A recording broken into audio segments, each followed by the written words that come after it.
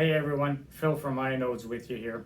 Today we're unboxing the IONODES ION-R100S secure display station to show you how quick and easy it is to plug it in and get you underway. So here's what's in the box. One quick setup guide. This ruggedized secure display station, the R100S. A universal power supply, so no matter what continent or region you're on, we've got you covered with all the needed adapters. Within the box, you'll also find some universal 75-100 millimeter Visa mounts with, obviously, the needed hardware to install them. This allows you to install it discreetly behind a monitor or a television set.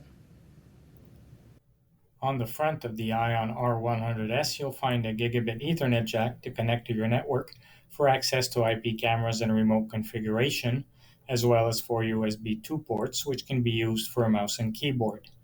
The side of the R100S is where a recessed power button, the power supply connector, the HDMI video output to connect to your monitor, as well as USB 3 connector are situated.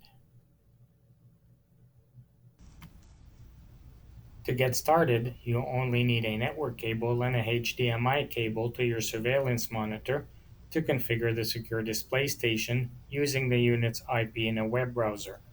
You can also plug in a USB keyboard and mouse or combo directly on the secure display station for configuration.